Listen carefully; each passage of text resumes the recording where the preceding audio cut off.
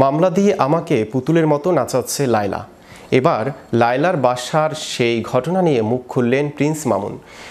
সম্প্রতি আবার ব্যক্তিগত বিষয় নিয়ে এই দুজন নানা আলোচনা সমালোচনার জন্ম দিয়েছেন।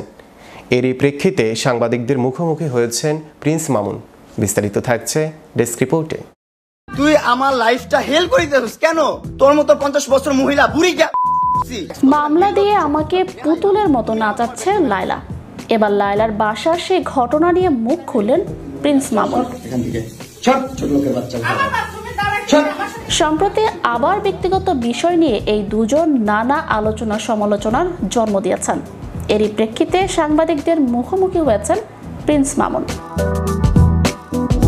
সামাজিক যোগাযোগ মাধ্যমে প্রিন্স মামুন ও লায়লা এই দুই কন্টেন্ট ক্রিয়েটরকে নিয়ে চলছে বেশ চর্চা। কারণে অকারণে তারা আলোচনায় আসেন সমালোচনার জন্ম দিয়ে। সম্প্রতি আবার ব্যক্তিগত বিষয় নিয়ে এই দুজন নানা আলোচনা সমালোচনার জন্ম দিয়েছেন।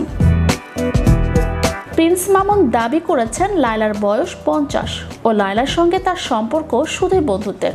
শুধু তাই নয়, মামলা করে তাকে নাচাচ্ছেন লায়লা। বুঝাইতে পারবো না আমি। একটা দুইটা মামলা না, 5টা মামলা করছে এই মহিলা আমার নামে। তিনি আরো বলেন, আমার সঙ্গে লায়লার 3 বছরের সম্পর্ক ছিল। এর মধ্যে আমি কখনোই তার ভোটার আইডি কার্ডটাও দেখিনি। আমার জন্ম 2004 সালে। বয়স দেখে ভালোবাসা হয় না, বয়স একটা নাম্বার। ভালোবাসা হয়ে যায় মায়া হয়ে, কিন্তু সেই মায়াটা যে এমন ভয়ঙ্কর রূপ নেবে তা তো আমি জানতাম না। মামুন বলেন, ওর সঙ্গে আমার কথা হয়েছে, আমরা সারা জীবন ভালো একটা ফ্রেন্ড থাকবো। এখন এসে যখন জানলাম ওর ব্যাকগ্রাউন্ড এমন অবস্থা, তাহলে ওর সঙ্গে ফ্রেন্ডের বাইরে আগানোও যাবে না। যখন আমি ব্যাক করতে যাচ্ছি ওই টাইমটাতেও ও আমাকে টাকাই দিচ্ছে, আমাকে বের হতে দিচ্ছে না। আমার বিরুদ্ধে মামলা করে রাখছে। মামলা তুলে না, কদিন আগে বলছে মামলা তুলবে, কিন্তু তুলে না। আমাকে যেভাবে বলে আমি সেভাবেই চলি, কিন্তু আমি পুতুলের মতোই নাচছি। এখন সমস্যা হচ্ছে আমি মেয়ে বন্ধুদের নিয়ে ঘুরলাম কেন? এদিকে লায়লার দাবি, রোববার মধ্যরাতে মামুনকে নিয়ে এটাই লায়লার শেষ কথা শিরোনামে একটি ভিডিও পোস্ট করেন লায়লা।